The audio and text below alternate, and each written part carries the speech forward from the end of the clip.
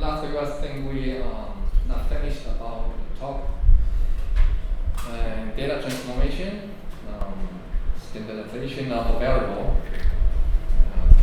Although we want to start using statistical application such as JAS, SPSS. But based on my understanding right now in this classroom, the desktop is not finished yet. So we still cannot use SPSS on the desktop. But how many of you already have SPSS on your computer? How many of you? Wow, that's a lot. SPSS on your computer. Okay, so you have license. Okay.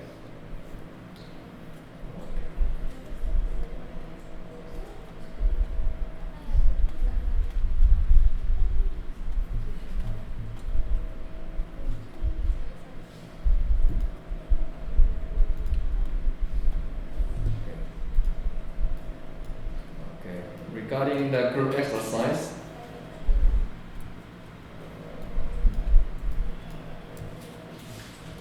Okay, last week we have already discussed about the key article and also your research, team research, group research for your midterm report.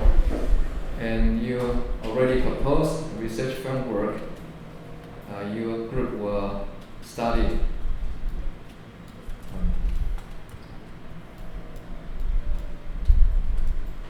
Okay. I can see the group 1. Yeah, also have introduced the theoretical rationale. Okay, look at this one. Can see this team 1 or group 1. Soldier exchange theory. Okay.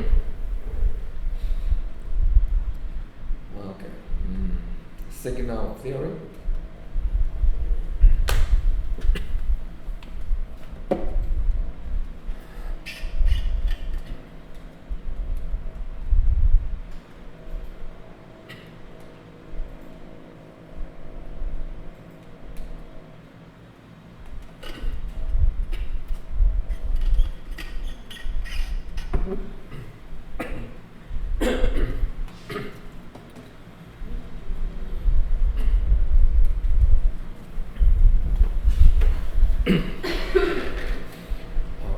Organizational support theory.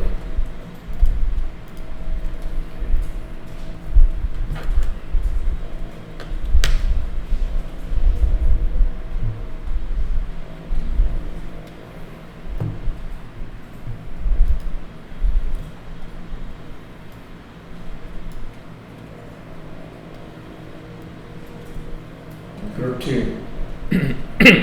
The influence of financial literacy and motivation on people's cryptocurrency behavior.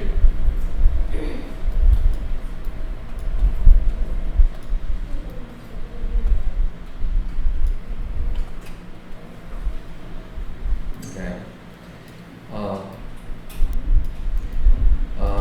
The group 2 already proposed a framework, but we still have more to discuss. Group 3 research framework.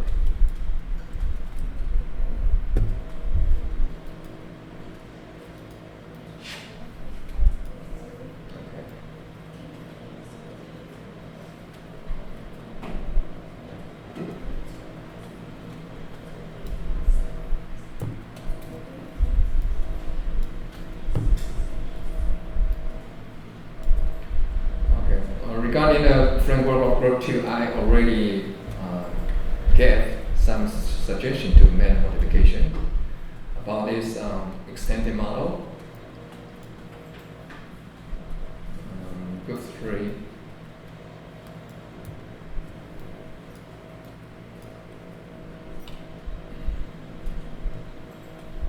Okay.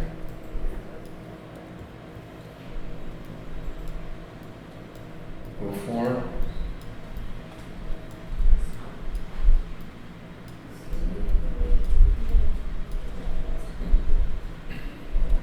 purchase behavior.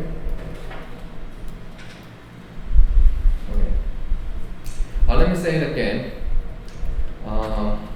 For our research model or research framework, regarding the dependent variable db here, okay, I usually suggest to use intention instead of behavior. I use intention instead of actual behavior because it's not easy to collect actual data on the behavior. So we like to measure intention of purchase green product maybe. Okay.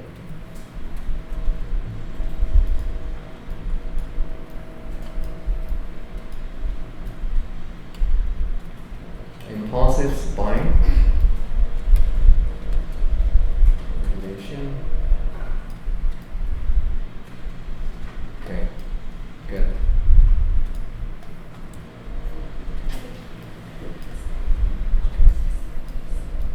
Okay, we'll keep working on the report in this week. But before that, we would like to move back to the course material.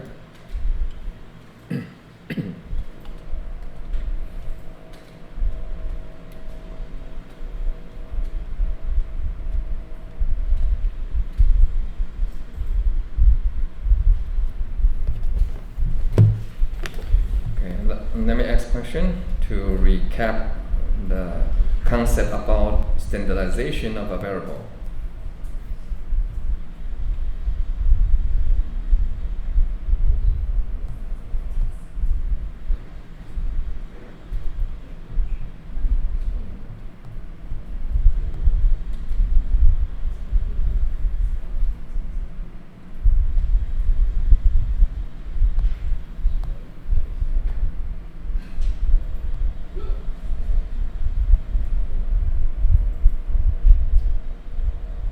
Okay, Vince, okay. May I ask a question? Do you remember the purpose of standardization? Yeah. Standardization of a variable? You still remember the purpose of why we need to perform standardization? You need time to recall? Okay, that's fine. Let me try another one. Dayu? Okay, how about you? Do you remember why do we need to perform standardization for a specific variable? I think to make all the variable comparable to do the research part. Comparable? Okay, that's one purpose. That's good. That's great. What else? Let me ask people. Alisa. Here? Alisa, okay. Do you remember the concept about standardization of a variable? Why sometimes we need to consider to do the standardization? Why do we need to do that?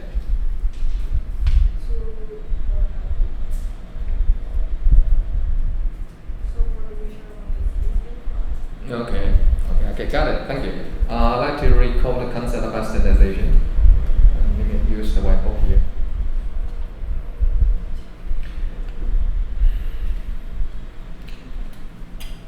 We have y-score, right? Y-scores. Then we try to standardize to z-score or t-score. Why do we need to do this kind of standardization? Let me tell you an example right here. Suppose that is y, dv, is our dependent variable. And we have one independent variable called x, or iv here. Suppose I only have the third variable in this framework. Put it here. It's called mo, or moderator. Moderator means the variable affect the relationship. this line, you can see that. This line from x to y is the relationship between x and y. But this relationship will depend on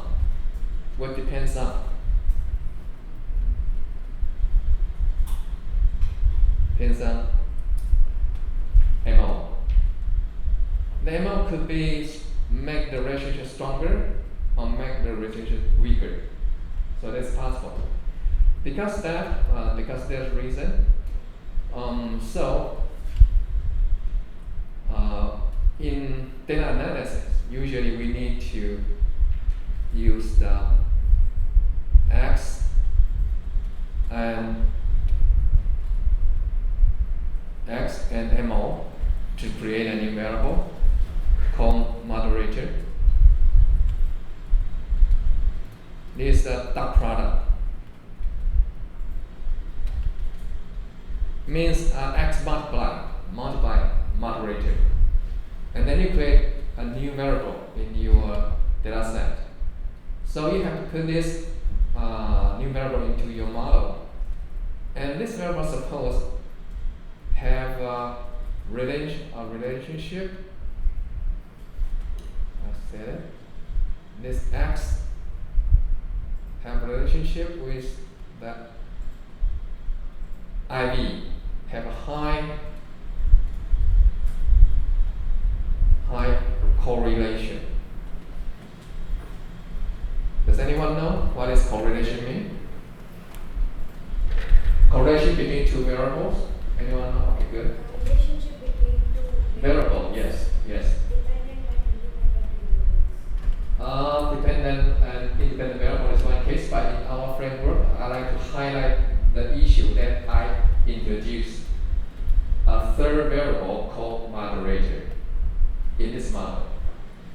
So because we have to do the data analysis, before we can do that, we have to create a new variable. This one is new variable. Although we have x and MO in our data set, but we need to create a modification, use x and MO, create a new variable. So this one is the new variable. And because this one is the outcome of the operation between x and MO, so we suppose there are high correlation between the new variable with the x. So between the new variable and the x have high correlation. So before we do that, if we do not do the standardization or data transformation, the high correlation make us difficult to explain which variable affect dependent variable. Is this one or this one? Which one? Because they have high correlation between the new variable and the x. So we need to do the standardization. So to remove some overlap between the new variable and the x, or new variable and the original one, moderator. We'll talk about that later. Since it's not easy to explain that. But if we can have a real case, a real practice, then we can make sure we have deep understanding. Okay, so this is about the standardization purpose, especially when your model have moderation effect in your model. If you don't have this kind of consideration, probably you're not really need to do the standardization. Okay, to create a new variable, for you. Okay. Let's move back to material here. Standardization. Okay. Since we already have shown the user interface of JASP, so I'd like to open the JASP. Open the JASP.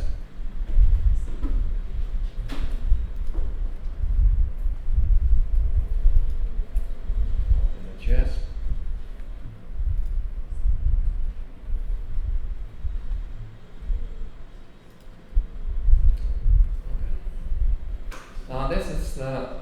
the initial window when we activate or open the JASP.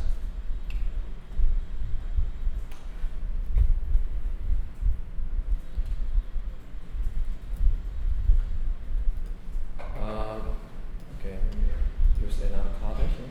This one's good. This one. You can see at the upper corner, left-hand side, there's more option. Usually, this option provide you to import data. To import data, let me show you. If I click more option here, you can see we can create new data set. But I would not suggest you to do that. Although you can entry data or type in data in the JASP.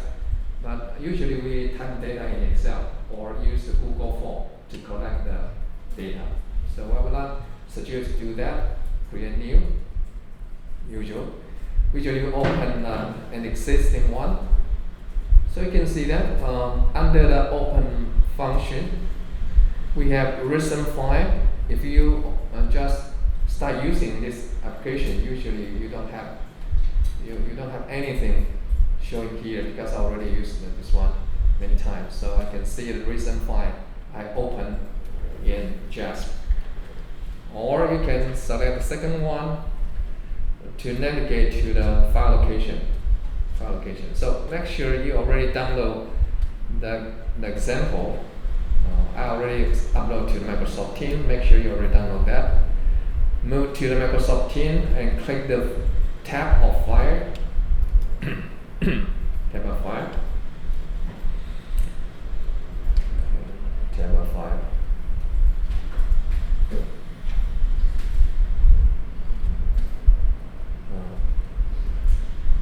Internet. Okay. And you can find folder name called data sets. You can click the folder name called data sets. Make sure you already download the customer loyalty, especially 3. Make sure you already download this 3 file to your computer.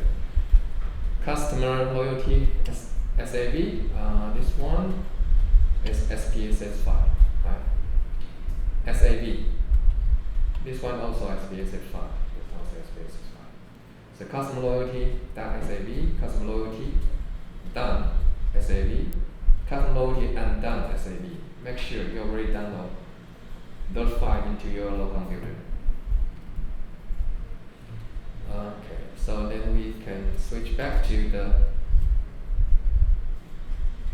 computer.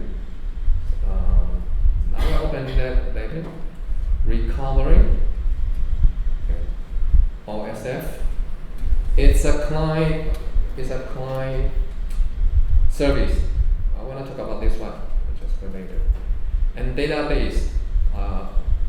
You provide more option. You want to download the data from a database. They also support database access. Data library. Okay, this is good one. If you don't have any data set to make the practice, you can see here under the data library. If you click the descriptive folder, you can see some example data set were shown here. Okay. Go back again.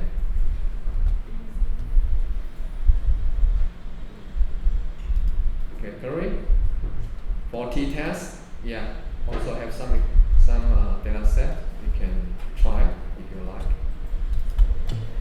So ANOVA regression, factor analysis, machine learning, meta-analysis, reliability, SEM, and so on and so forth. So if you don't have any data set for practice, you can try to find this one. And under the preference, the preference here. We can specify the missing value in our data set. Maybe it's dot or NA or NAN or small letter or NAN for representing the missing value in our data set. Result, interface.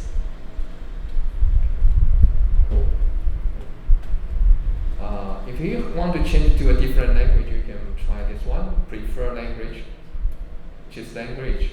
The default, you can switch back to a different language. I don't see many of the choice. Incomplete Indonesia.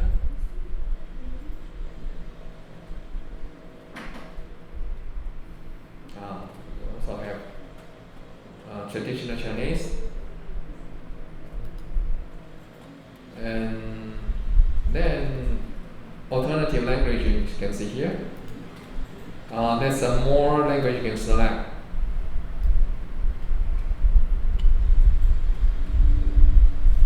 Take a quick look. Indonesia, right? And let's see. Maybe you can find your native language on the list.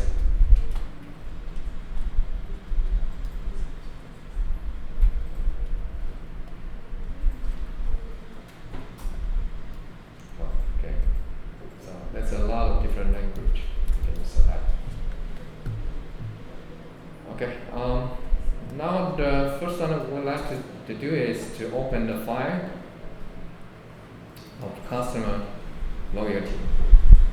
So we can,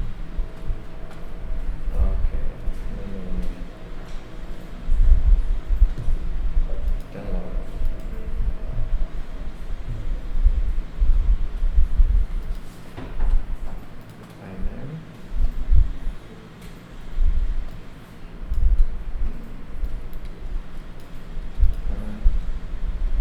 CSV.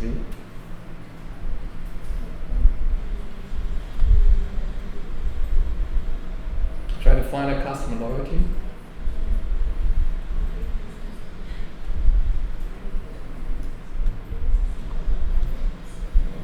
Customer loyalty.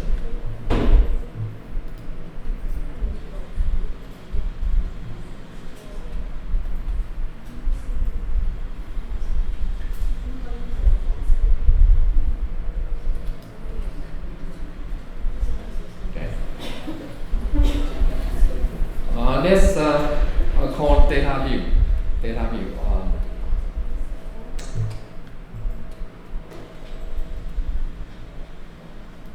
It looks like Excel. The format looks like Excel. You can see the red box look like Excel spreadsheet. We have some function already activated. You can see here. We can edit data. Try again. This one. Edit data, or do the basic descriptive statistics. Well, we can t-test, ANOVA, regression, frequency factor analysis, reliability, SEM. You see that? There's a lot of function here. There's more. Take a look at this. At the corner right hand side, you can see this one, plus. You see that? You can click this plus. This create a new column, a new variable for you. This is the plus sign with black color, and then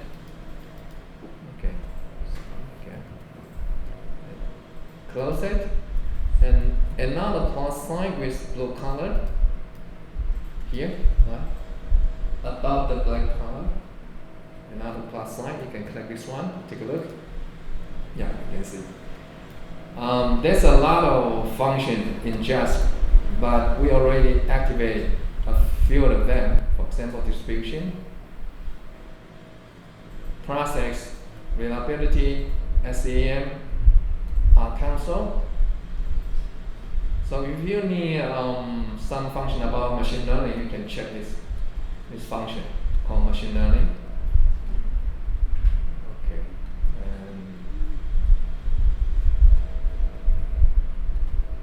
Quality control, robustity test, survival analysis, time series for financial analysis.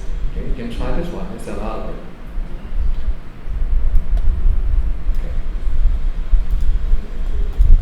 That's the first user interface.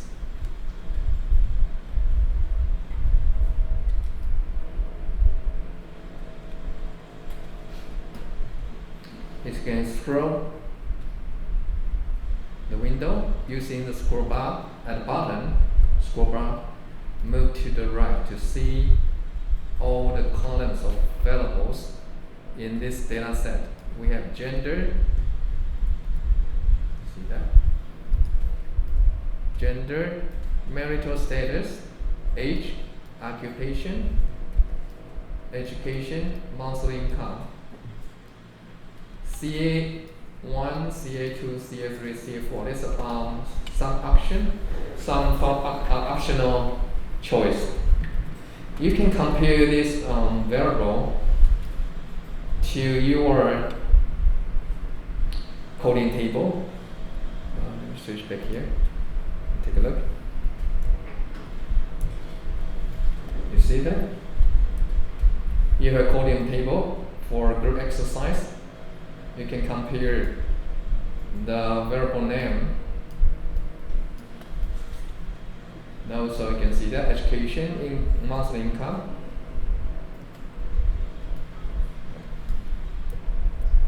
Let's take a look here. Brand loyalty, but group 2. Okay, now finished all of that. That's okay. Okay. Now, yeah, demographic, gender, marital status, right? It's the same data set for customer loyalty.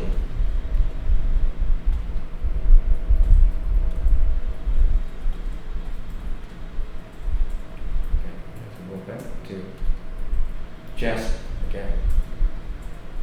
Monthly income.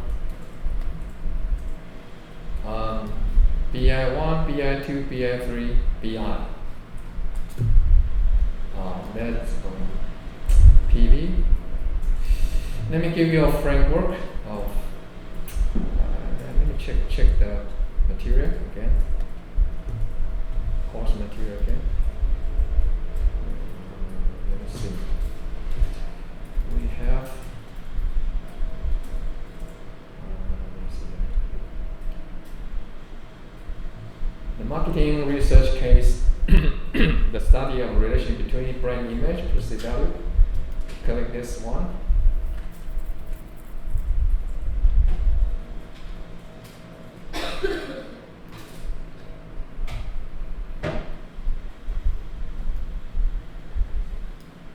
Okay. Do you know where to find this material?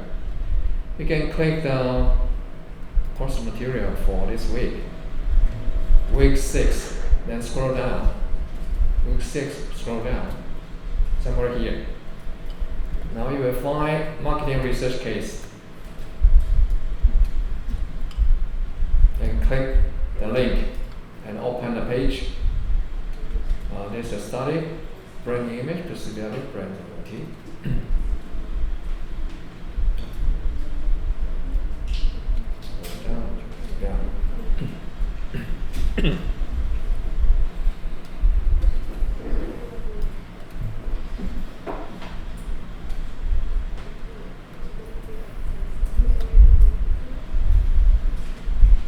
Okay.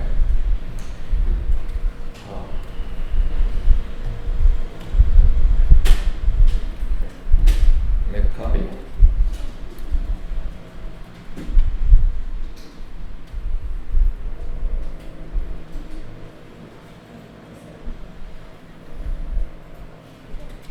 I will try to simplify this description by using a framework.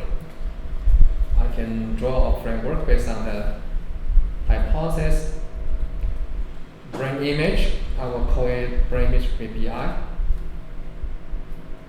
Perceived value, PV. Brand loyalty, BL. Okay. So probably the dependent variable will be the brand loyalty. Brand loyalty. Okay, it's DB, right? It's DB. Then we have brand image. Brand image. And we have perceived value. Perceived value. So brand image has positive impact. So we'll look like this one, this way. Brand image has positive impact on perceived value. So it's plus sign here, and this H1, right? Hypothesis 2, brand image have positive impact on brand loyalty. So it will be this one. It's positive. So it's hypothesis 2. Hypothesis 3, perceived value positive on impact on brand loyalty. This one. Positive, right? So hypothesis 3. Hypothesis 4, brand image has significant positive indirect impact on brand loyalty through the perceived value. So the hypothesis will look like this path from here to here with the blue arrow. This hypothesis 4. It means the brand image affect brand loyalty through the perceived value. So it's indirect effect. Indirect effect.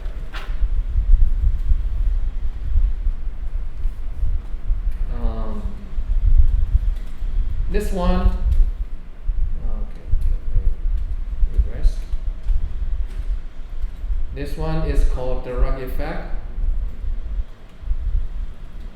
between BI and BL, right? But the blue color arrow here is called indirect effect.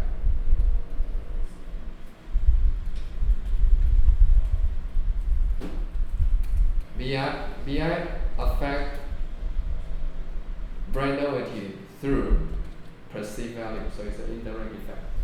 Sometimes indirect effect we call it mediation effect.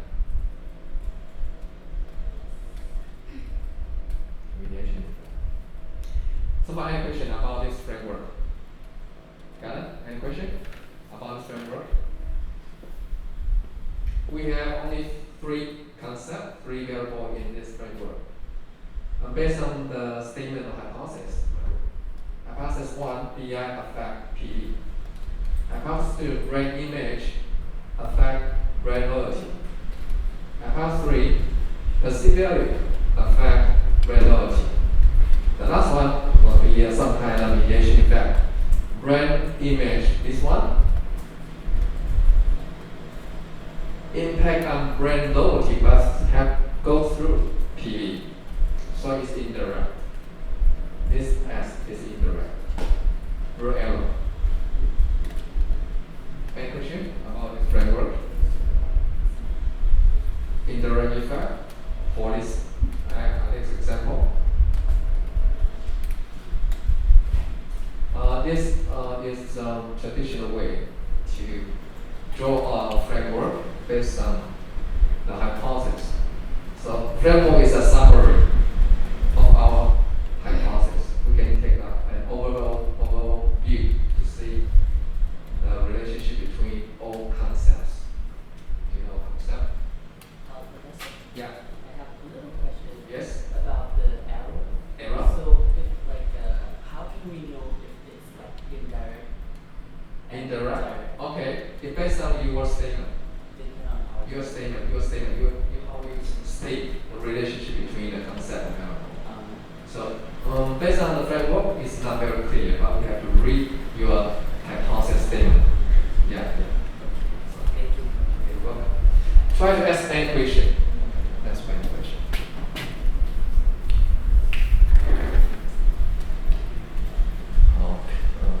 So we have some brief understanding, but let's switch back to the data set again. Maybe you have a little confused. I can see there's column or variable called BI. BI. You can see here, right? BI. BI is brain image. But why we still have BI1, BI2, BI3? Anyone remember why we have BI1, BI2, BI3? Huh? What? Indicator? Yes, it's close. It's dimension. Yeah, it's dimension. Subdimension.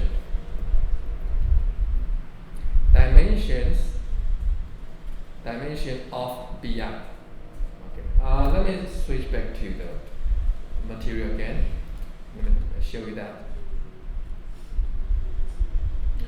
Take this one for example.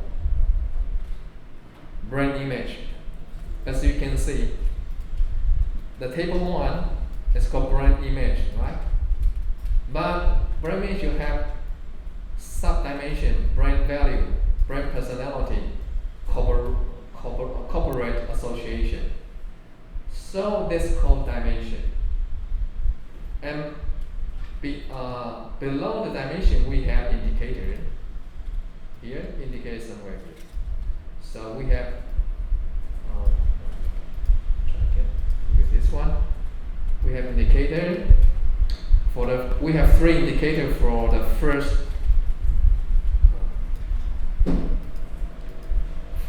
first dimension of brain image. The first dimension name, brain value.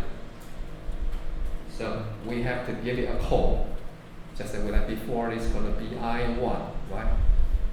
This is BI1. And the second one is BI2. BI2 also have 3 indicators to measure brain personality. So this BI2. Got it? Let me switch back again. So BI1, BI2, BI3. And you scroll to the right. And you will find we have perceived value, PV. PV stands for perceived value. But perceived also has subdimension. How many subdimensions under perceived value? How many? Dimension 4. Yeah, you probably can guess the answer here. We have 4 subdimensions. So 4 dimensions for perceived value. Each dimension has its own indicators. Okay? Own indicators. And we also have called total score. You see that? What does total score mean? Based on the data set here, the total score is the score. You can see that the first participant have total score 56. But how do we calculate the total score for the first participant?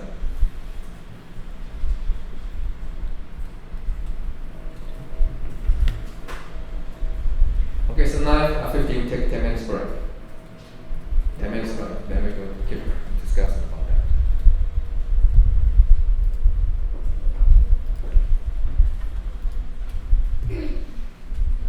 Discussing this case, I redraw the framework for the marketing case, brand loyalty, right? Again, so you can see we have 3 concepts or 3 variables here.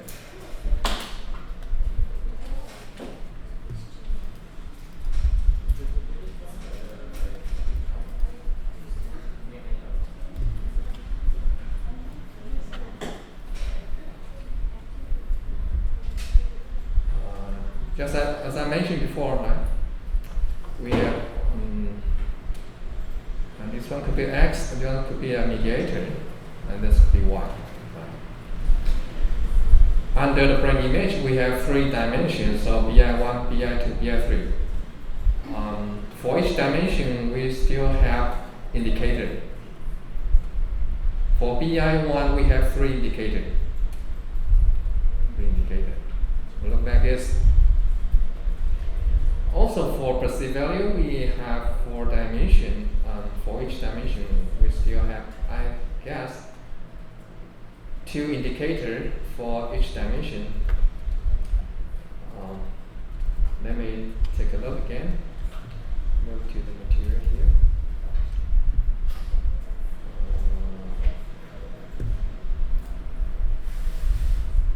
Scroll down. Perceived value, yes, you can see. Again. For the first dimension, it's quality value. We use 2 indicators to measure.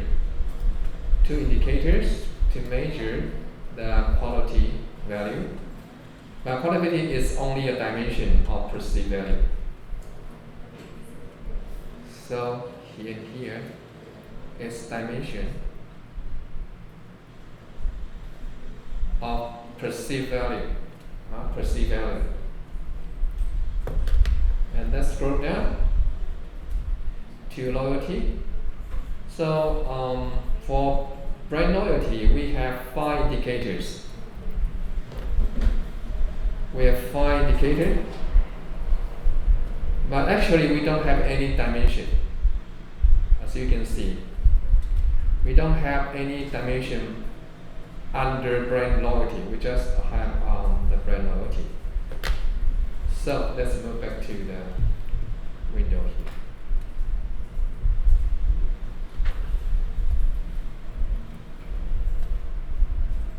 For brand loyalty, we direct have 1, 2, 3, 4, 5 all indicators. Yeah. But this is dimension, right? Dimension. And this also dimension for perceived value. Under the dimension, we have 2 indicators for each dimension of perceived value. We look like this. You see that? And probably they have 3 indicators for each dimension of brand image. 1, 2, 3. 1, 2, and 3. So this model is a little bit complex. A little bit complex. Can you see that? Brand image and the perceived value has dimension, but brand loyalty don't have.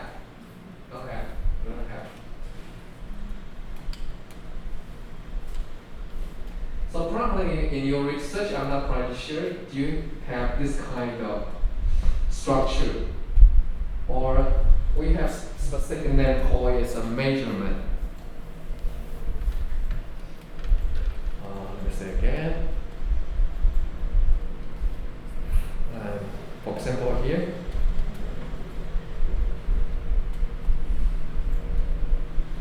this is a measurement model. This one also is a measurement model. This one also is a measurement model.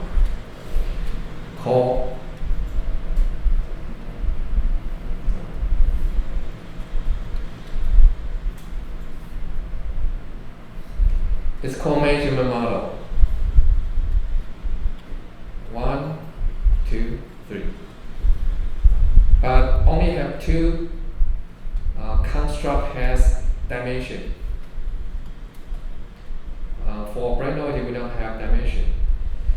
So this model, the first 2 is more complex than the brand loyalty.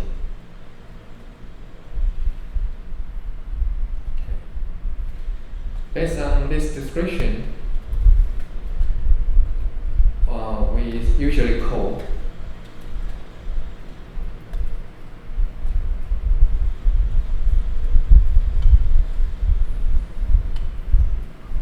first order construct.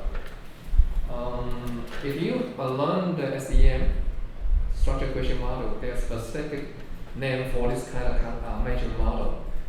Only has indicator for the concept, no dimensions. For first order construct.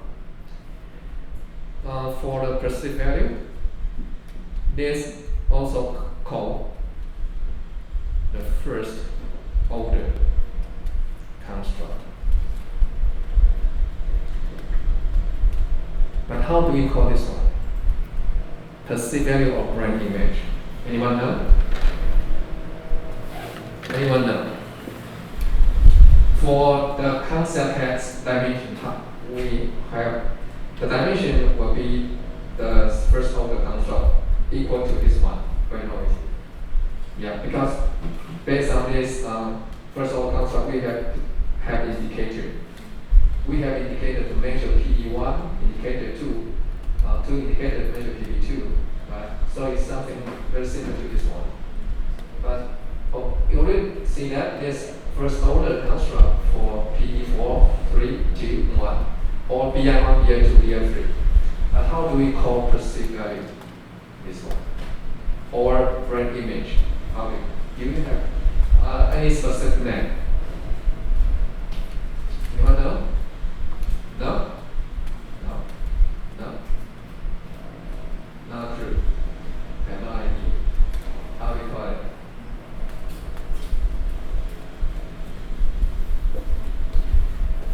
In SEM, we call this one called second order.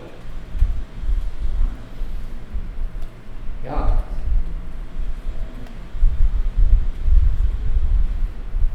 Okay.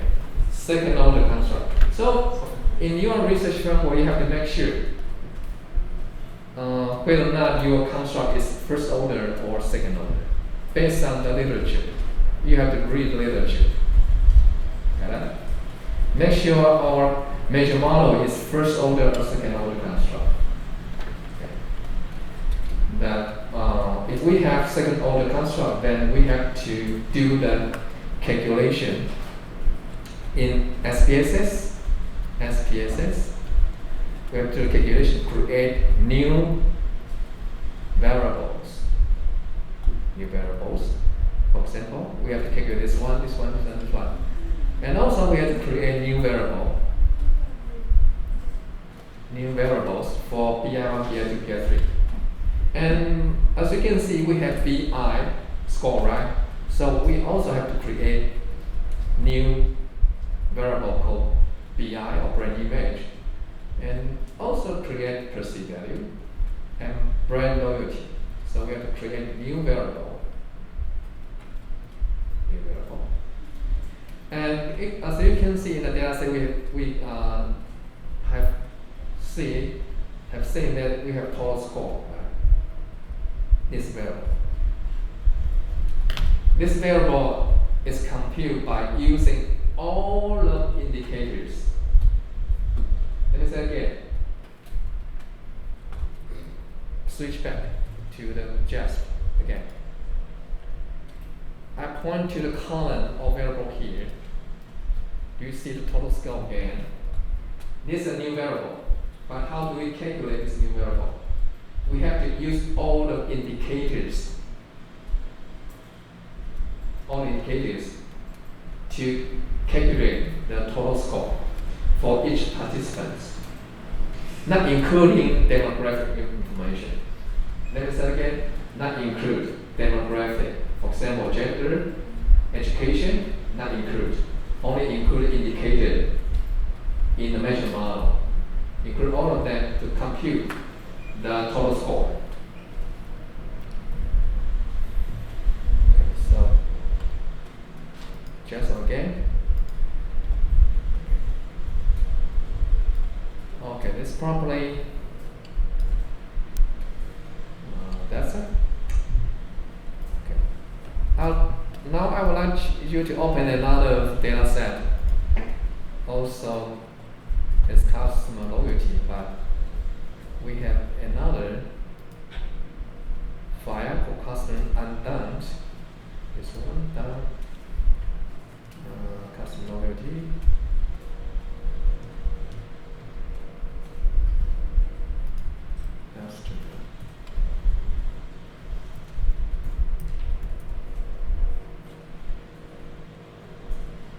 Customer loyalty.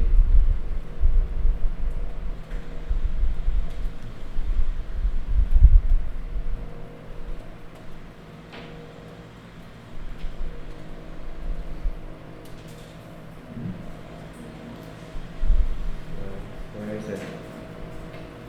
Can I find?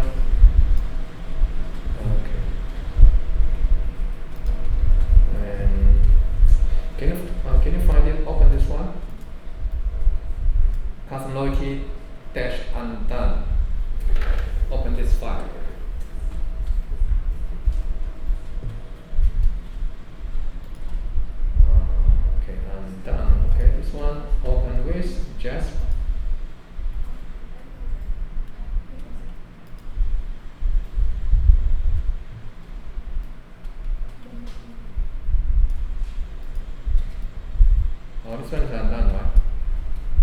Let me switch back.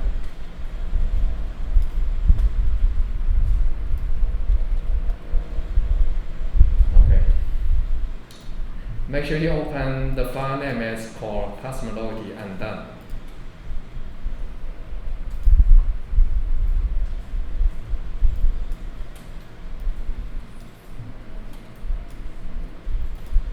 In this data file, we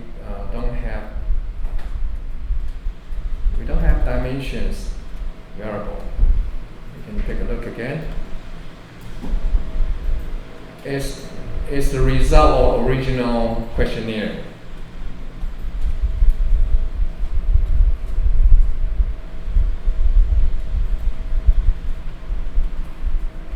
Okay, see that?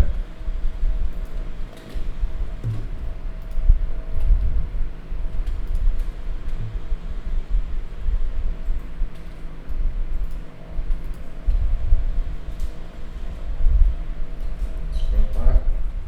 Yeah. We don't, in this data set, we don't have BI1, BI2, BI3. But we have all indicated. BI1-1 all the way to BI3-3.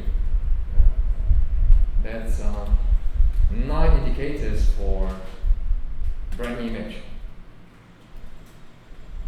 And perceived value, we have 8 indicators for perceived value. Perceived value 1-1 all the way to perceived value 4-2. So this second order construct indicators, and for loyalty, brand loyalty, LOI1 to LOI5. And we don't have total score, right, in this data set. We don't have BI1, BI2, BI3 score. We don't have first order construct score, also second order construct score, and total score. We have total score here. You can see that total score.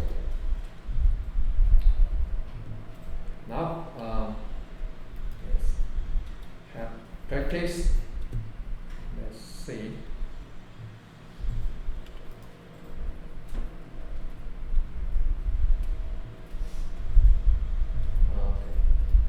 Switch back to not this one. Okay. For the week 6, let me see. I want to take a look. We go next exercise I've done here. Okay.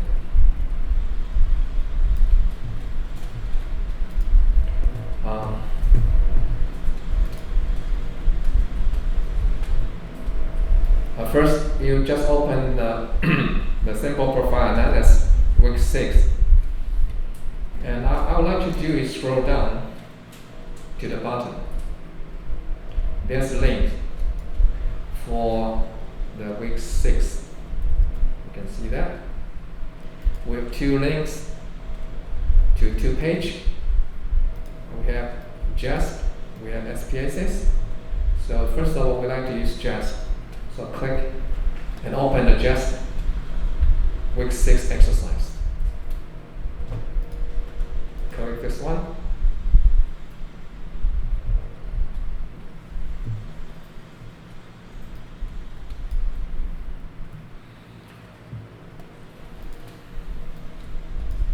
Exercise week 6, yeah.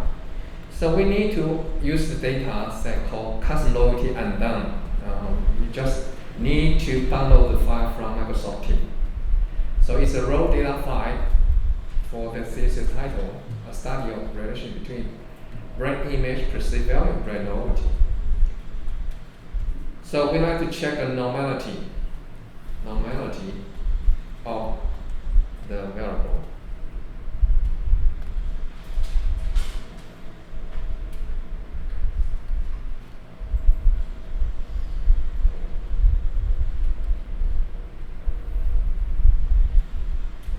So you can see the example here. All we need to do is just click the function on the menu bar called descriptives. And we have two windows under this selection. We have this one called descriptives. This panel, there's a panel. Panel here, panel A, panel B. Panel A will list all the variable in your data set. Panel A, this is panel A, will list all the variable in your data set. Then we have to select a specific variable, move to the panel B. For example, we just move the total score from panel A to panel B. Yeah, from panel A to panel B. And probably you can see the last pane here is panel C. This is the output of the basics of the descriptive statistics. There's some D4. You can see the valid data point 334. We don't have any missing data in the data set. The standard deviation for total score variable is about 15.4. The maximum value of total score is 56. The maximum value it's 143. Let's do it. Let's switch back to the just again and click descriptive. Under descriptive, we have descriptive statistics. So select this one, the first one, descriptive statistics. Click here. Okay. So far, any problem? You see that? And in the panel A, scroll down to find the total score. Select total score, and use this icon. Move the total score to the variables panel. Probably you can see we have valid data point 334. Yeah, it's the same, right? But where does this come from? On the left hand side, you will see a lot of more option under descriptive statistics. We have 4 more. We have statistics, best plus, customizable plus tables.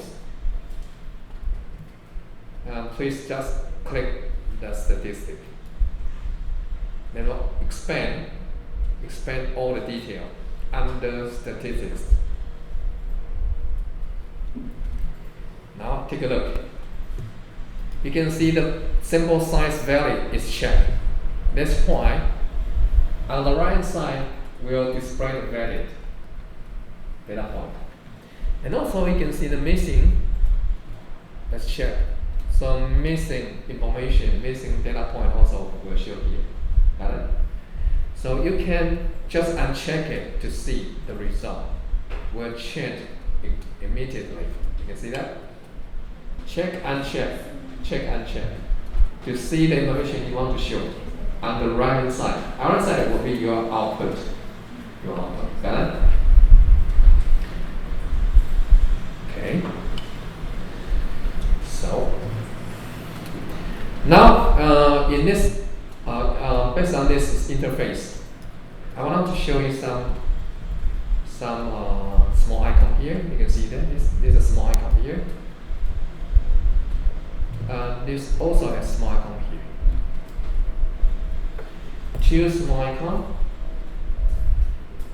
This one is for output,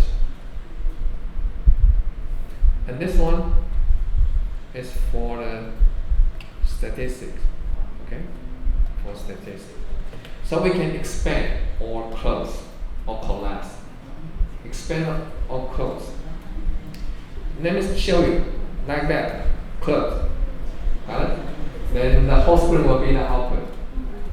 And we can click again, and then show the statistics. We also can try to click this one again. Well, we'll move it back to data view. So you can try to navigate the arrow icon here, like that, to move around, to see the interface. And okay, let's move back. Now for the normality test, we have some statistics to check it out. We have three.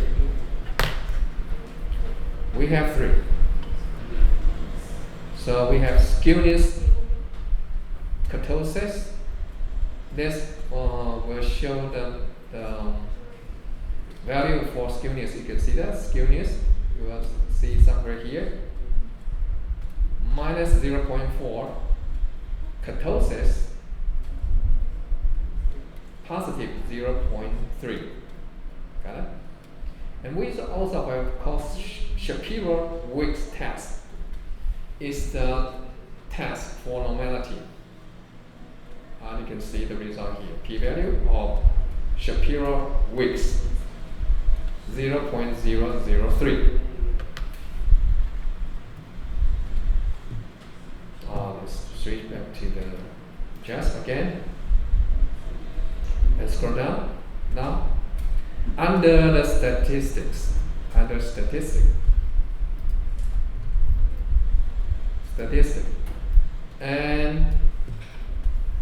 try to look at the distribution. Skewness, kurtosis, Shapiro-Wilks test, and check, right? So we can check it to check the result, just like this way. Yeah.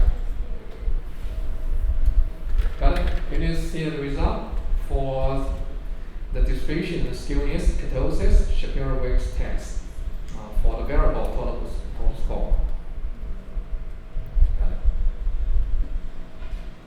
it? And that's the precise way to evaluate normality by using skewness, kurtosis, and Shapiro-Wilks test. You want to see the plot. Usually we apply QQ plot to check whether or not the total score is normally distributed. So based on the chart on the left-hand side, you can see that most data points are aligned with this line. Only a few, you see that? On a few data points at the corner of the left side, not very aligned with this line. But probably we can tell that it's normal distributed data for the total score. So if you want to plot this QQ plot, you just have to open the basic plots, and under basic plot, select QQ plots. Let's do it. Okay, move back here, and you can find the base plot below. Click expand all the detail. Then you will find the QQ plot on the right side, right? QQ plots. You just check the QQ plots. See.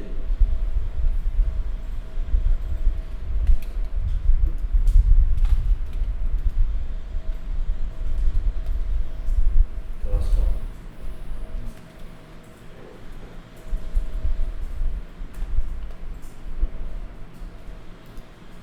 Okay. You probably will get the same result. So we can say that the whole score is probably is normally distributed.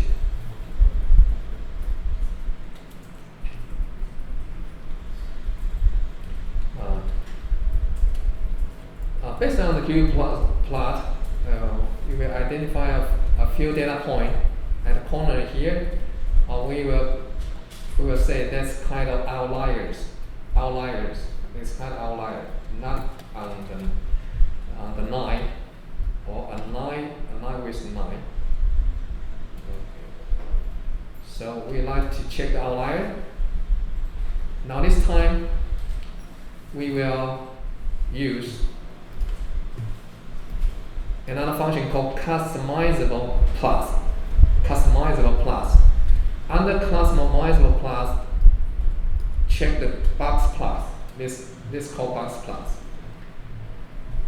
We like to see the box plus element also show the label of outliers.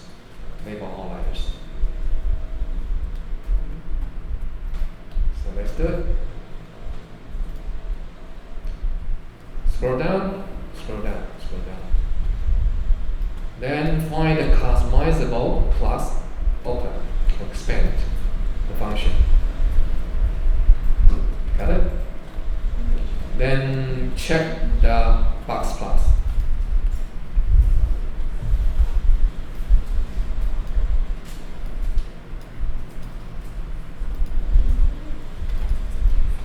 My screen is not clear. I'm not sure what's wrong with that. You can see the outlier.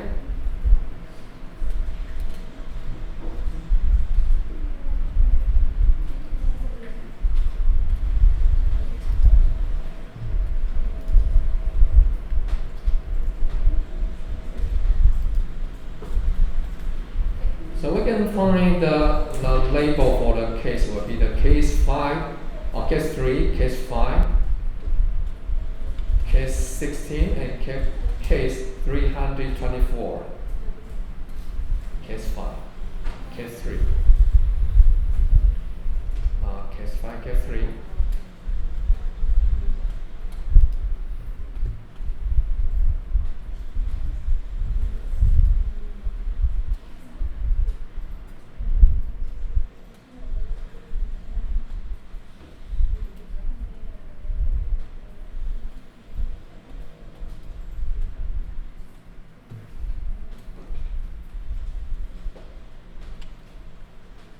If you want to find the exact participant, you can try to open the data view. See the case number. See that 1, 2, 3. So there will be the case 3, case 5, and so on and so forth. You can take a look. Case 5, case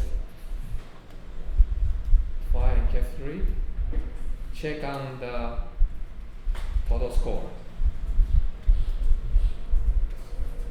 In case 3, yeah. And also,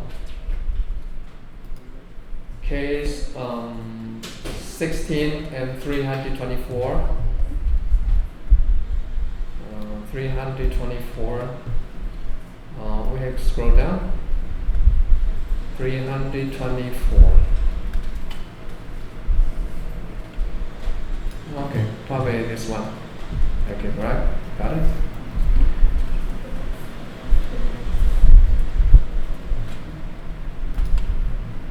$324. The total score is 57. So those are outliers in the data set based on the QQ plot. Alright?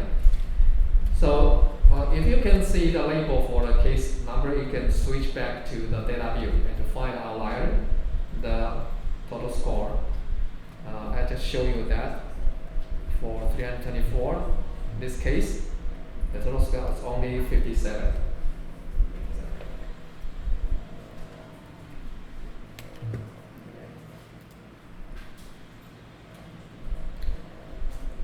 Now, I like to do the creation of new variable.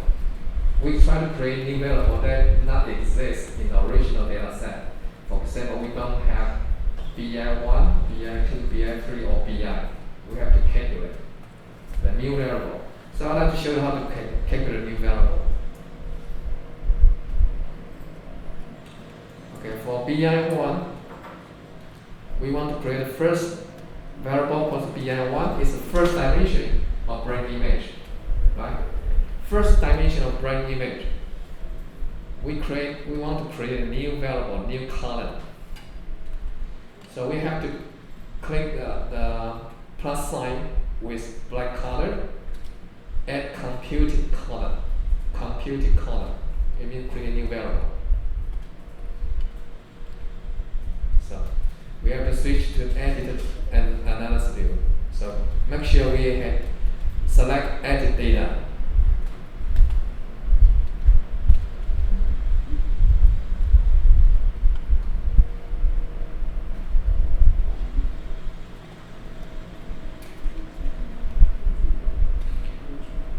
We can insert column before or after. Let's see this one. This screen for create new variable or new scale. In this screen, there's a few things you need to take a look.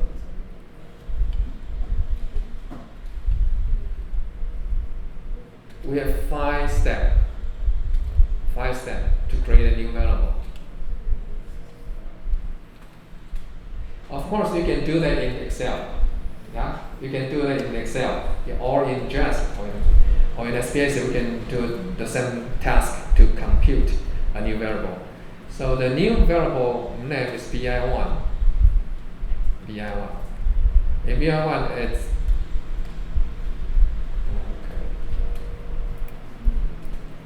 bi1 is the first dimension. bi1 is first dimension. And we also given the same called long name. For bi1, you can give a long name. For example, brain image 1. For example, I would like to keep it short, so bi1, the same. And the column type or the variable type. Scale. Scale include interval and ratio. Interval and ratio, we have 4 types of scale. Do you remember that? We have nominal, ordinal, interval, and ratio scale. So the scale will belong to the interval or ratio scale. And we compute with the drag and drop.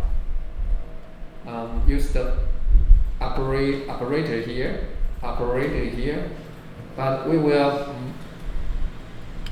type in or drag in the column or the value to this small pen to do the calculation.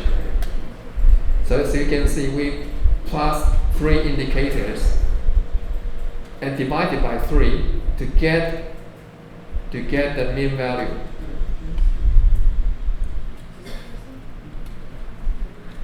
Of bi1. Okay? We try to create a mean value for bi1. And then find the last step, we'll click the compute column. Then we'll create a new column for this one. So let's do it. Move to the JASP.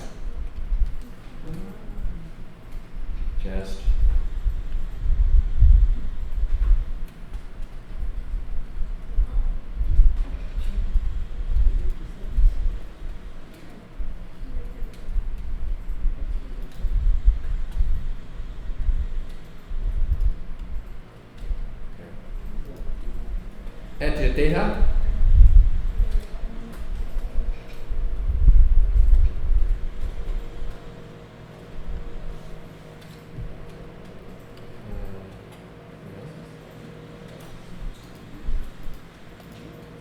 Add the data. Okay, click the black column plus sign. At the up corner of right hand side, click the plus sign. The column name, well, probably is BI1, right? BI1. Okay. Now, take a look. You have typed a new column name or new variable name. In our case, it's BI1 for first dimension. And we have 3 choice for the scale, for the measurement scale. Scale, ordinal, or nominal. Usually we will select the first one called scale. And then create column. So 1, 2, 3. Type in the name, select scale, and click create column.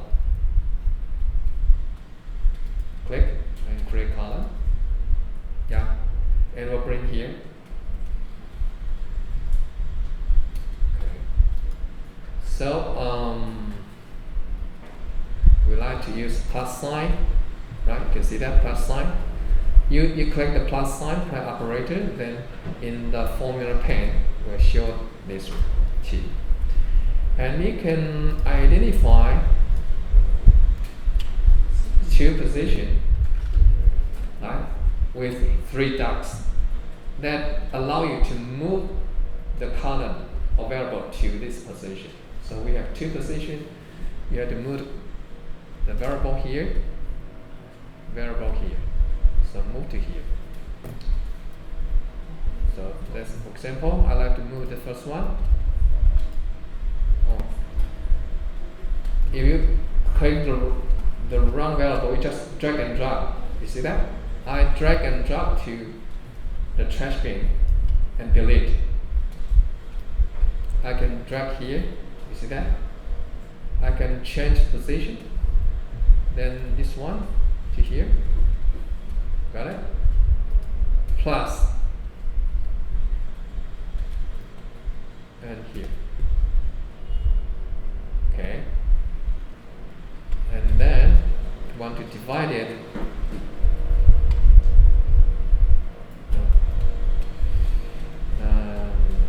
This one.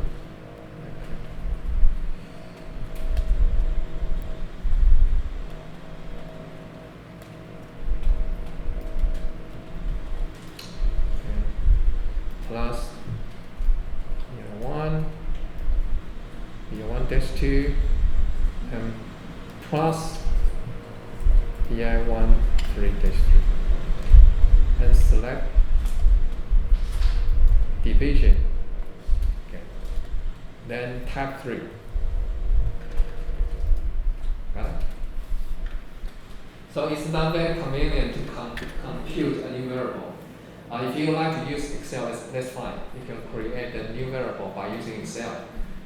To create a new variable for the BI1. And after that, you can click the compute column. Compute column. Apply. Now, take a look. Yeah. Now you will find a new column somewhere on the right. And you also can see there's an icon. It's called F. It's kind of function, right? It's kind of function. It means we use function to calculate a new variable. Okay.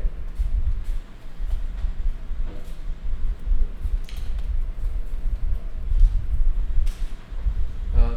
So this is the first one. Yeah, something look like that.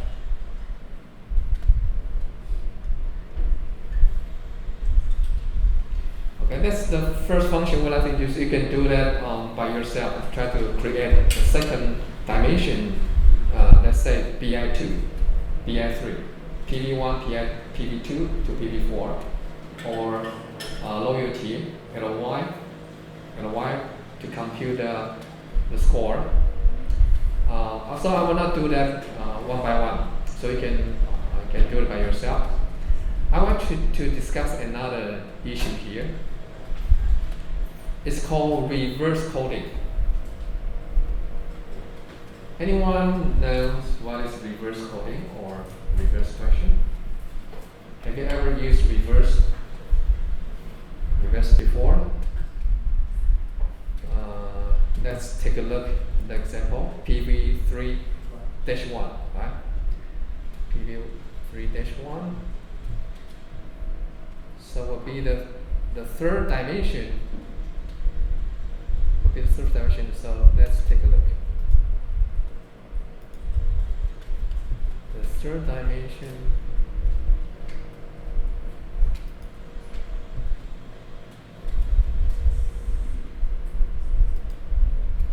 I would like to go back to the document of the marketing research case again. I would like to check out the statement for perceived value. Yeah. Okay, good. I would like to take a look. The original questionnaire or scale. Let's take a look at the second dimension of perceived value. Second dimension of perceived value called emotional value. And take a look at this statement. I would like to use 85 degrees C product. It's kind of brand in Taiwan. They sell coffee. Have you ever tried this one? 85 degree? No? It's a drink. It's a brand for the coffee drink. It's very cheap. It's not expensive. It's called 85 degrees C. So sell drinks and also cake, right? Okay, it's a brand, 85 degree. So I would like to use 85 degree products, their cakes or their drinks. You can see it's positive. I like to. And take a look at the second one. The using 85 degrees product make me feel good. So these two indicators measure the emotional value. Yeah, perceived value. But if you move down to the price value, take a look. I think the price of the 85 degrees C products are not very reasonable. So another one, I think it's not worth buying. Can you tell the difference?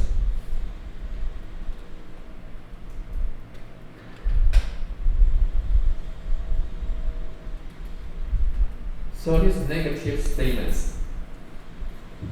Got it? And this positive statement.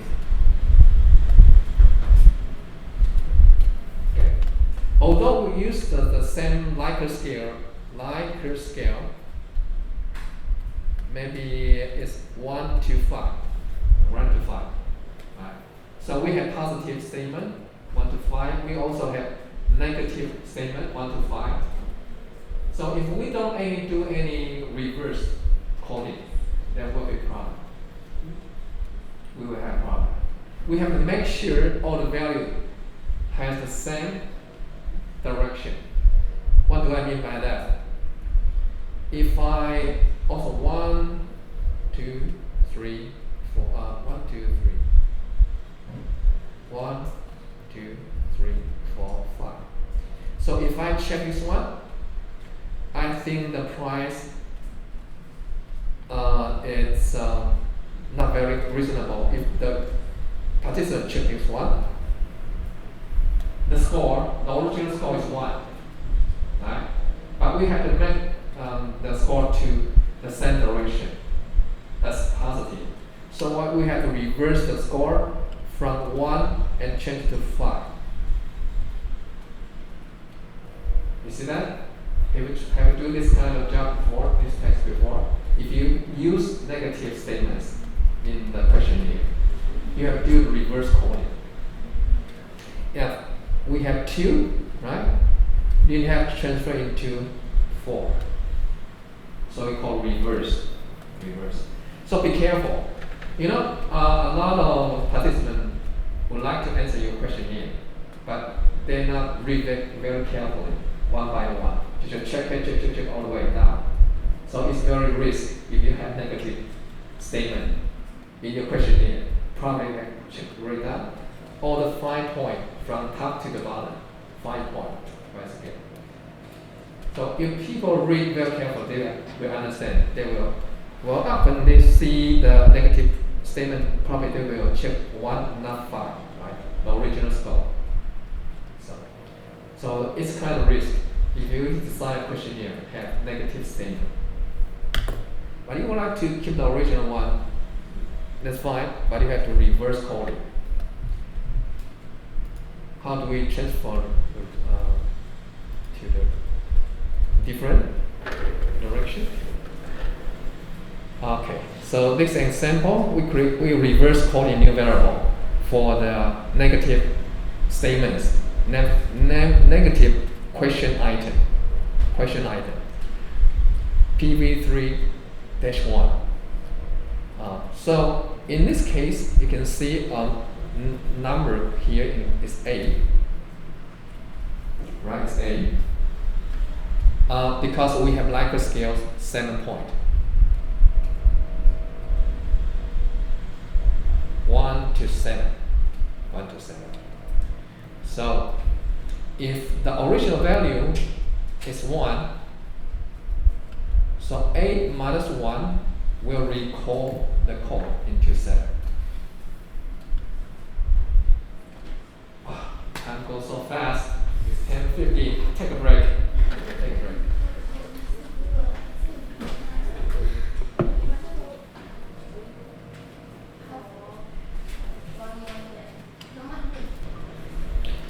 We keep doing the reverse coding for negative statements, questionnaire statements. PV3-1, okay, let's use the JASP again.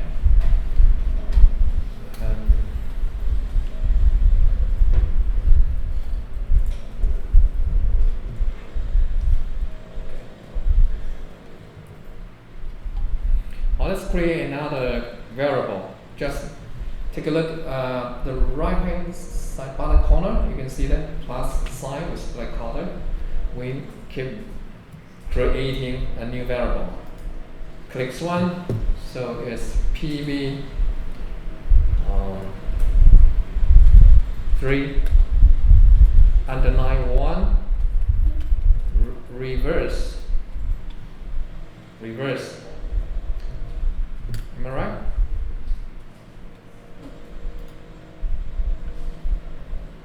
Yeah, 3-1 reverse. And check the scale, create column, 3 step. Okay. Now we like to first I would like to click the minus or subtraction or minus operator. Do like this, and scroll down, and the left side scroll down to this one, right? PV3-1, and move to here. Move here, and click the first position and tap 8.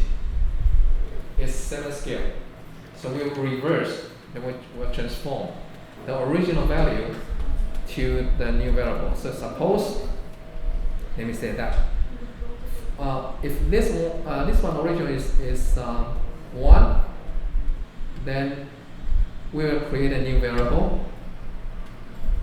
8 minus 1 will 7. There will be the PV3-1 reverse coding.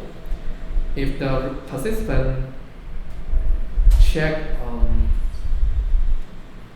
2, then 8 minus 2 will be the 6. So let's take a look. Compute column. Okay, apply.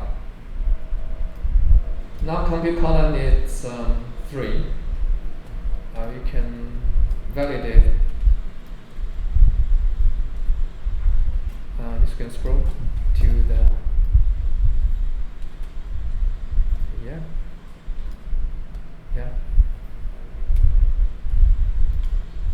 Against the original score for the negative statement of the question item PV3-1 is 5, right? So 8 minus, based on the formula, 8 minus 5 will create a new variable with the value 3, right? This formula. So you can see this is 5, so the new variable is 3. Got it? This is 3. Okay. So this is another example of creating a new variable with reverse coding. Okay. Any question? Can you follow along so far? Can you follow along? Any problem? Okay, now to move on to the next calculation.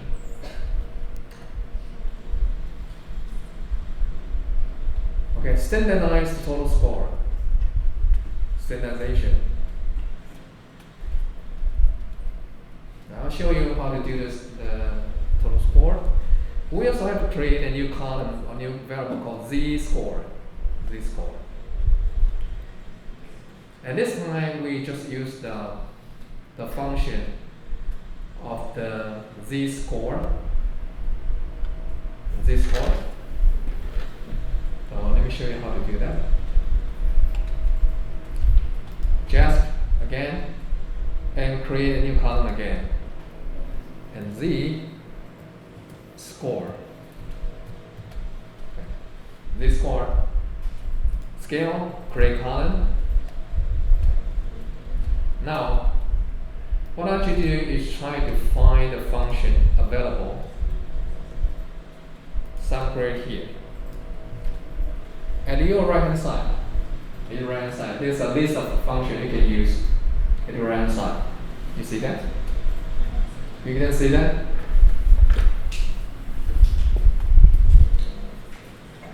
There's a small scroll bar. You can scroll down to see all the function available in this window. So we scroll down. So you can identify the z-score function somewhere here. Z-score. Okay. So we just click this one. You see that? Then you click the z-score. Then we need to move a column to this position. We need to move a column to this position. This time we want to calculate the total score. So I scroll down, yeah. Now, what I want you to do is to move the z total score to this position. Move total score to this position, just like that. Got it? Drag and drop. Okay. And click compute column. Means create a new variable. Click. Now we have this score. 0.54 first participant. It's very small here. Okay. This new column, new variable, at the bottom of the right hand side is called z-score. Okay, got it? So it's an operation is quite similar to Excel. Okay, you can use this kind of function in just to create a new variable.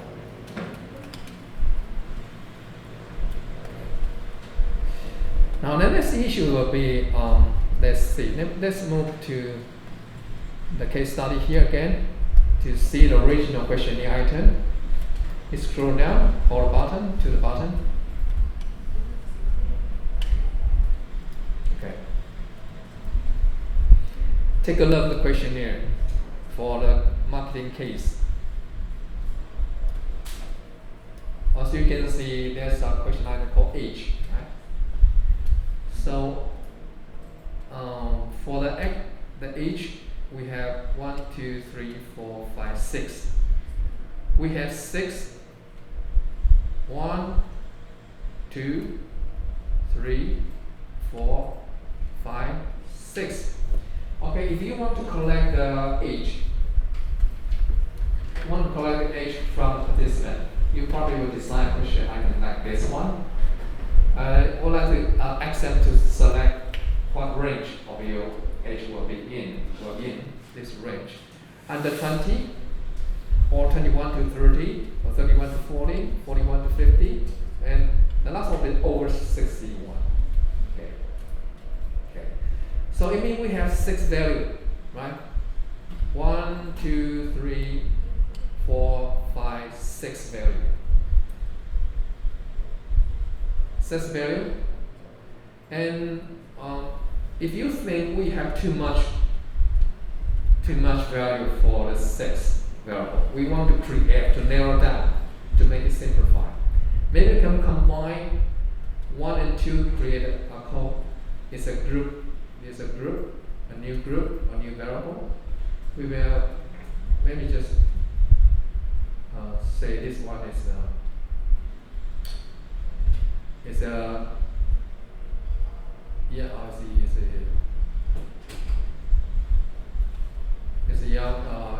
young group, and 3 and 4 is a middle age, and this one will be the old age. So we can create a new variable. So this one also is a new variable. We use the original age group 1 to 6. We can narrow down to 3 groups: young age, middle age, young age, middle age, and old age. Okay. So I would like to show you how to do that.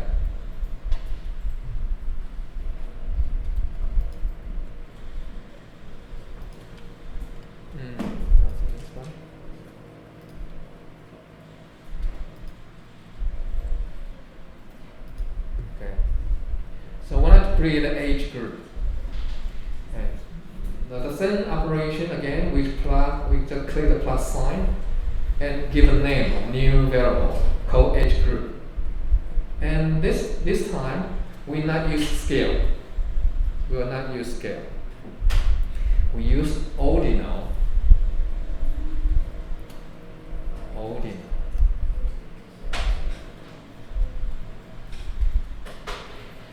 Ordinal scale.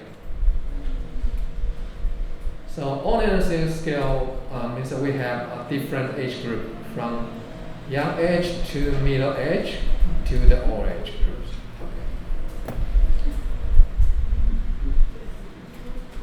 And there is some expression we need to use to do the new calculation. We use the if-else statement. If-else statement.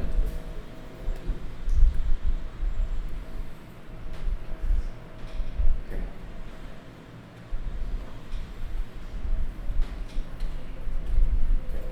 The new variable name again is called age group. So we have original age and age group. Right? This is a new column, new variable, right? This is a new one. This is original one. So probably we have 1, 2, 3, 4, 5, 6. That's original number value in the data set. Now because we want to create only 3 groups. So the 3 groups, you can see the condition here. If the original age equal to 1,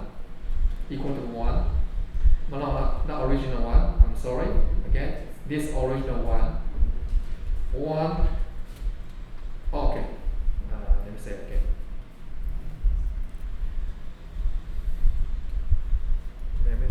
Original column value is 1, age equal to 1, or age equal to 2.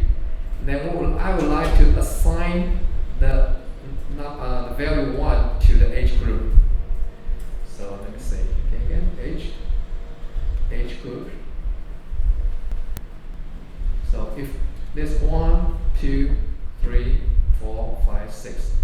value is 1, we assign the value 1.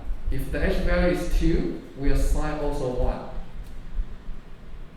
Got it? The second is if the h is 3, we assign 2. So this one will be 2. And h4 assign 2. Got it? And h5 assign 3. And h6 assign 3. So this one will be 3. And this one will be 3. So we can say I regroup the participant. Assign to the 3 groups.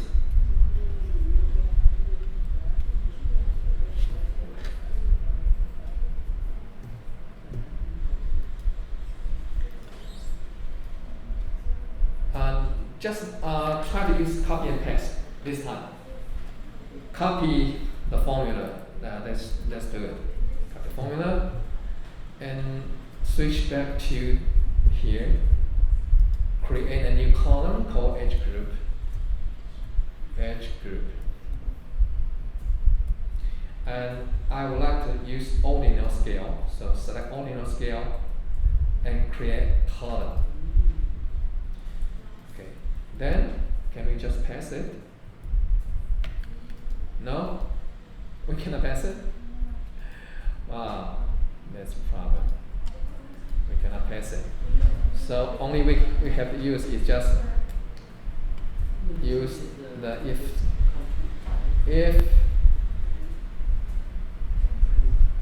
else. Where is if else? Why? I cannot find the if else. Oh yeah, somewhere here. If else. If else. If else.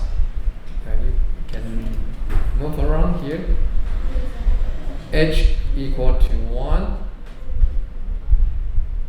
Equal to 1. Equal to 2. Okay. Then H. Scroll down to H.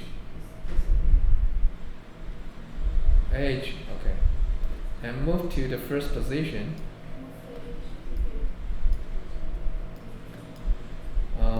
Not really, so maybe I need to move the operator first. Equal. Equal.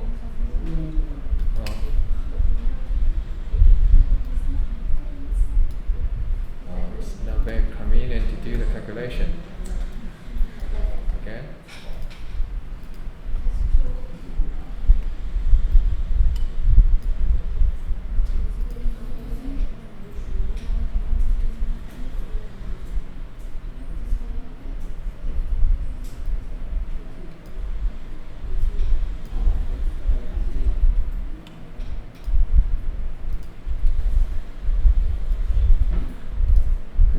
That's wrong. I should. How can I use this one? H. Yeah, H equal to 1. And also this operator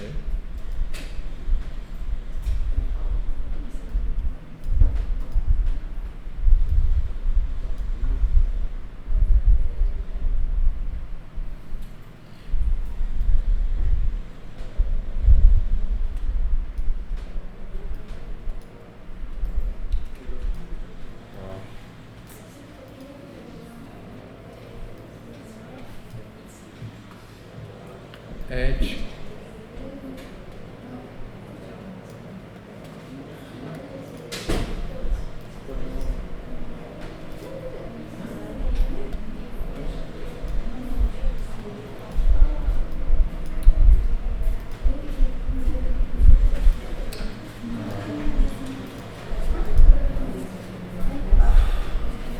let's see.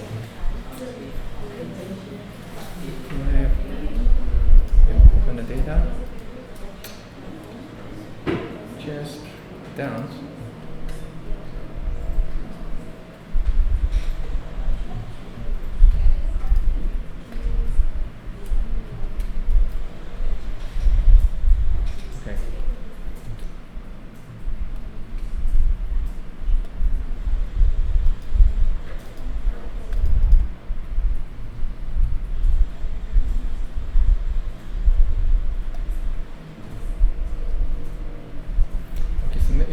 convenient to use the calculation, but I would like to upload this file.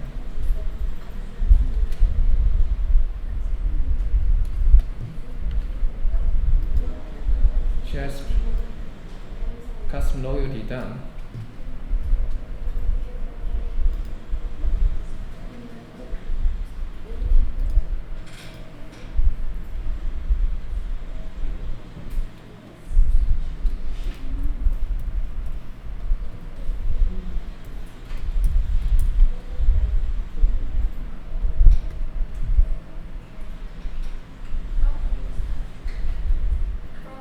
Yes? How if actually we already tried and we can pass the code, but we change the compute type become compute output. Is the result or the output will be the same? Uh-huh. Or Yeah. If you like use the as okay, if we description. do that, we can copy and paste the output. Yeah, you can copy and paste. Okay, good. Just customer. I want to upload the file that I already done to the Microsoft team. Somewhere here.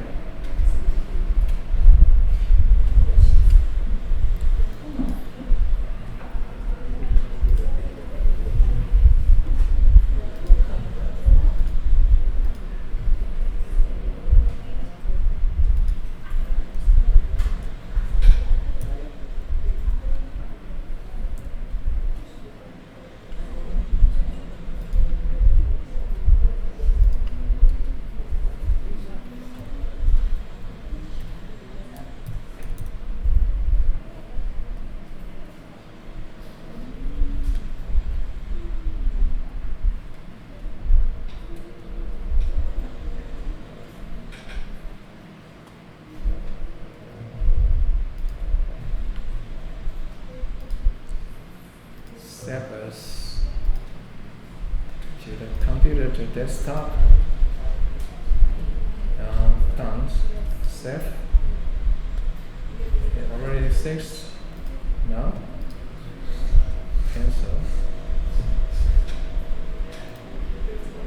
Upload from desktop. Okay.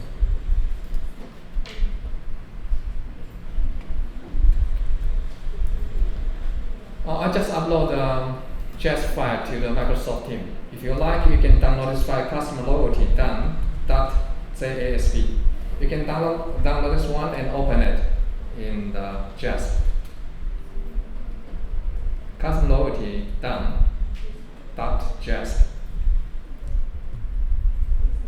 And when you open it, it will something like this. Look at this one.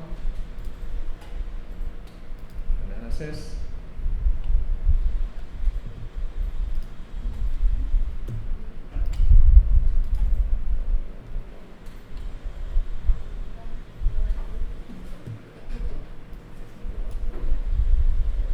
For the edge group, you can find the edge group already created.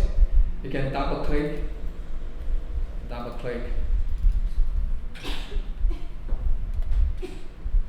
or to edit data.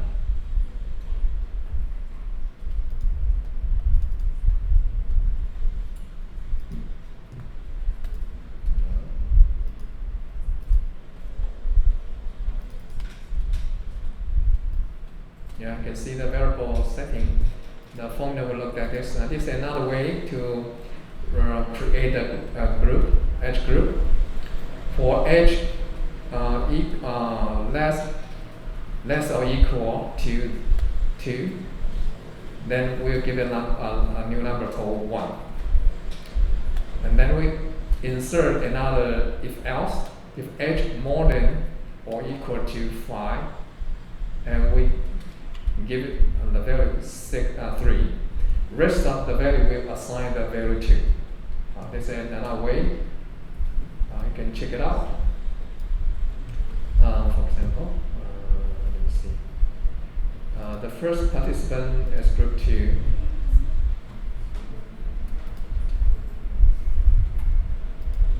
Okay. Group 2. Then we can scroll back. to see. The age, yeah, is the original value is 3, right? 3 and 4 were assigned to the group 2, right? And this one, 5, for case 8. For case 8, let's go back to here. For case 8, the original age group is 5. Now we give a new group called 3. Okay, got it? So we try to create a new group, only 3 groups. But original age with 6 groups. Got it? So we can simplify the age group by creating new columns for each group.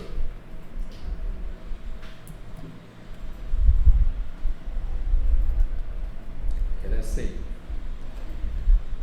Okay, that's probably outlier group.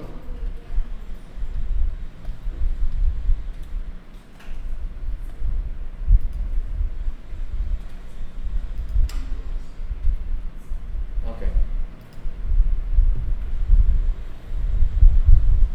I think we will do the SPSS next week. So now I would like you to discuss with your group mates.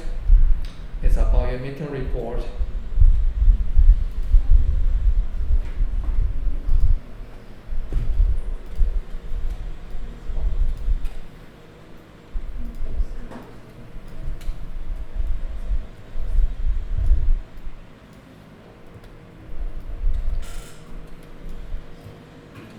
Okay.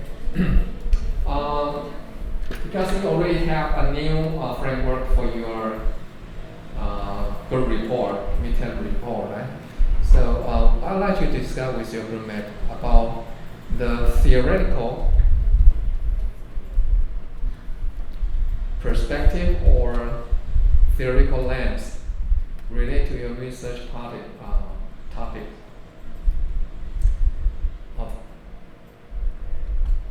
Since I only see a few groups already highlight the theory applied in the midterm report.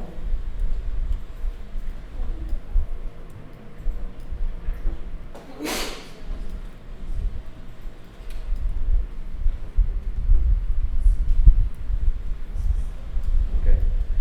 For the group 2, I don't see any theoretical perspective, so you have to discuss with your group mate. For group 3, also research framework, but I didn't see any theoretical perspective or lens.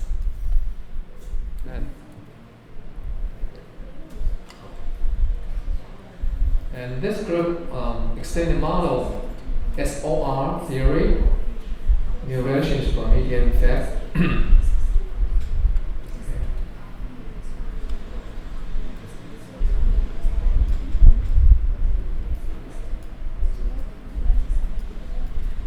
I would like to take this one as an example. Sometimes you just may just say that we have a theory called SOR. It's a simple theory framework with stimulus. Then we have organism.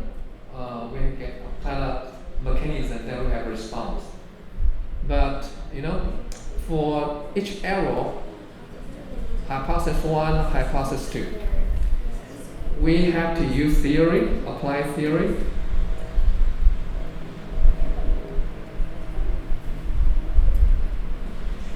Theory to logically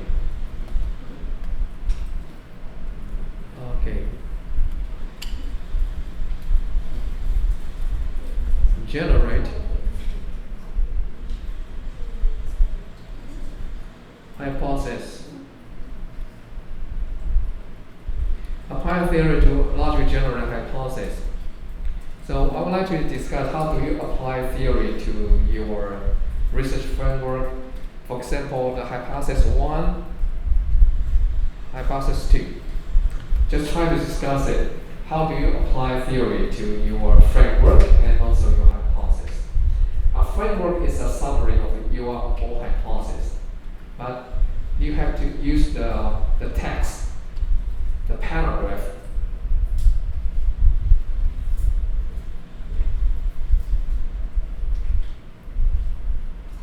Use paragraph, one paragraph or two paragraphs to generate a hypothesis. For example, I will show you that.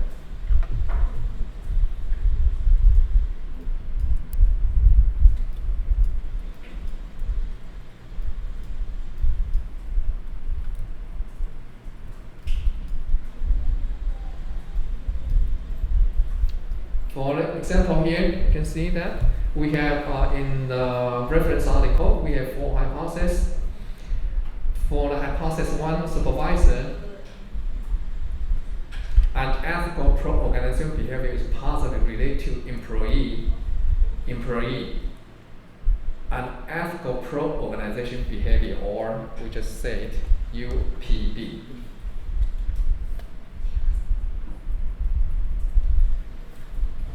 Make it bigger.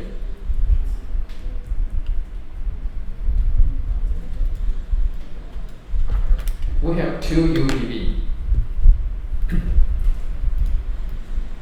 For example, there's UPB of supervisor, and this UPB is belong to the employee. It means your boss behavior will affect your behavior or employee behavior. Okay.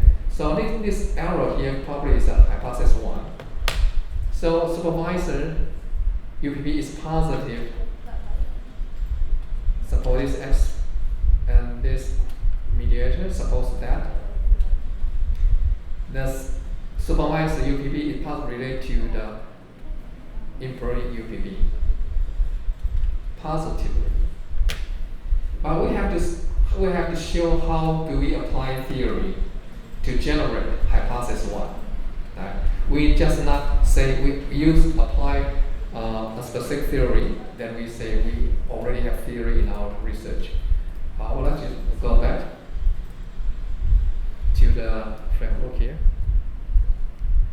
and I like to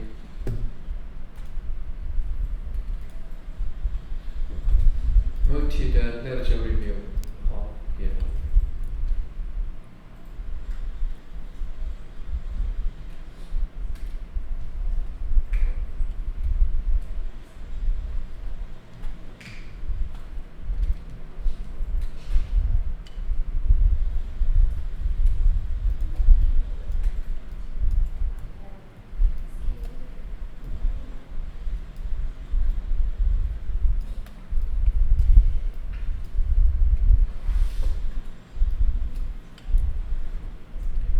Okay, you can see here in the reference article, hypothesis 1, hypothesis 2 proposed in here.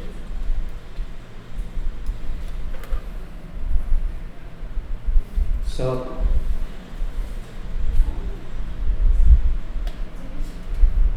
the X positively affect the mediator, and the second hypothesis is the employee perceived moral decoupling. Okay, this moderator, see that? Moderate effect of X on Y. Right? But you can see, back to the original article, implication for impact of supervisor UPB on employee UPB. You can see. The author highlight, they based on the existing literature, for example, customer-focused literature. Okay. The author argued that the moral decoupling also have important implication for this one. Moral decoupling is moderator, right? Moderator, particularly within the context of UPB. Okay. First, it involves an employee acting unethically commit in an act that's is either illegal or normally unacceptable to a large community. So you can see the applied literature or the theory. And second, it involved employee acting in a way that was not specified in the job description ordered by supervisor. So it's unethical pro-organizational behavior, right? And this is the first paragraph, and we move to the second paragraph. Today, unethical pro-organizational behavior research, so it's the related literature. Related literature all about unethical pro-organizational research around a social identity perspective. So social identity perspective is kind of theory. You see that? Perspective or lens. It's kind of theory. So apply social identity theory. Argue. So when you generate hypothesis, sometimes you use arguing. Argue. You say something. UPB is driven by employee identification process. So we have citation here. 1, 2, 3, 4. We have 4 literature. Here we extend a spatial theorizing by adopting social learning approach. They include another social learning approach or theory according to the best tenets of social theory. So you can see that they apply another theory called social learning theory. Tenets mean principle. Principle of theory. This is how we apply the theory to our hypothesis. So people obtain information about how to act and given the environment by observing silent moral role model behavior. This implies supervisor. The role model sometimes implies supervisor. You reference your behavior to someone else. So this Bandura, have you anyone read article about the Bandura before? Social cognitive theory, including the social learning theory. Bandura is the professor who proposed the social cognitive theory and also included social learning theory. We learn something from the environment. Well, for example, in this case, we learn something from our boss. Our boss is produce or conduct pro-organization and ethical pro-organization behavior. So we reference this kind of role model. Okay. So it's kind of way we try to apply theory to logically generate our hypothesis one. So the second paragraph, and you move to the up here somewhere. So there's more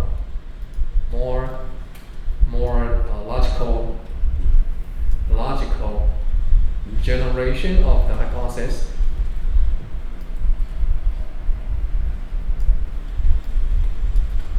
So the third social learning theory was first proposed. Management scholars have shown that employees tend to model their behavior after high-powered individual. In this case, supervisor. High power. We not just say supervisor, we say high power. High power can include all of the position in the organization. And then make example, right? Something like that.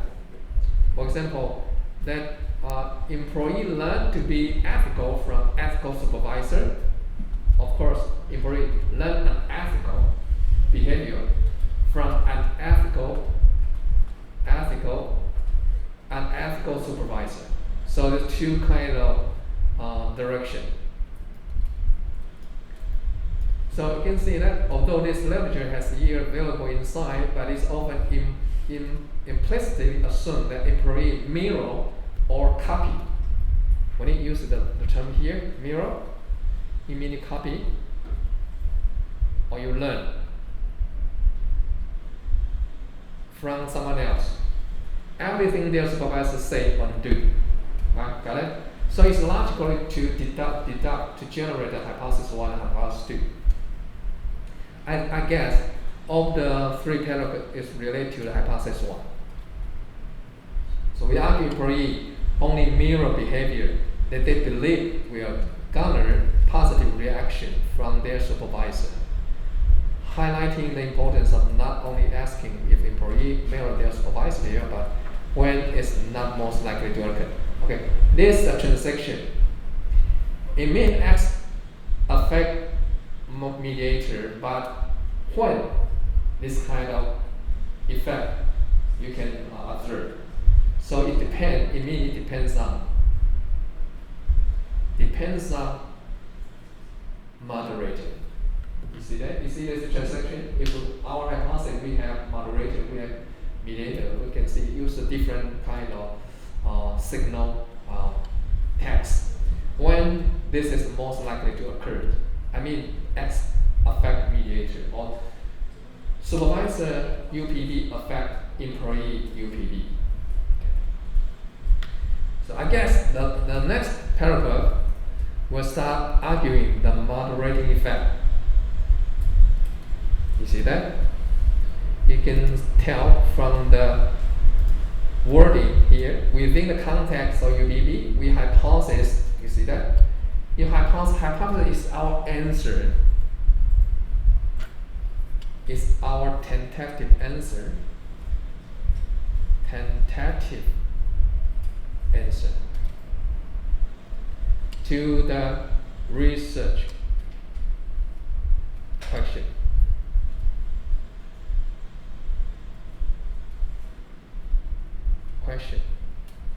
So we hypothesize the employee are most likely to occur to mirror supervisor when they believe their supervisor endorses a moral decoupling. So this moderator. So try to argue why the researcher proposed the relation between the X and mediator will depends on the moderator. In this case, is called the moral decoupling. Moral decoupling. Let me go back to the framework. I want to show you how they argue. How to generate their hypothesis. You see that?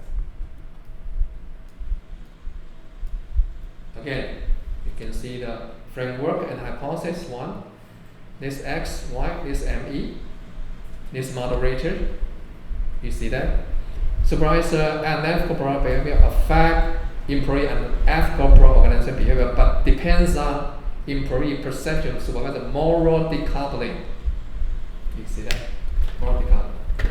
So this is the way we have learned how to generate the hypothesis. Not only we apply specific theory, then we have framework like this. We have to argue.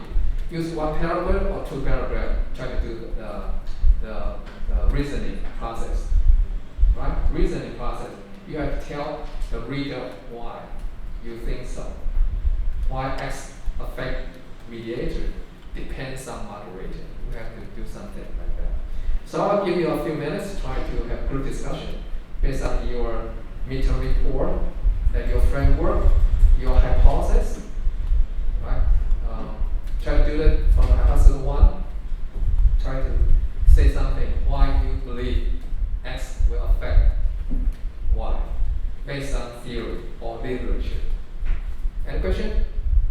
Yeah, that's for the midterm report exercise. So keep doing that. I give you probably 15 minutes. Is it enough? Or 10 minutes? Huh? How many? It's enough. It's 11:43. We don't have too much time left. Okay, just try to do to justify the theory, not hypothesis. We will discuss hypothesis next week. Justify the theory you apply to your research framework. I give you. Okay. That's it.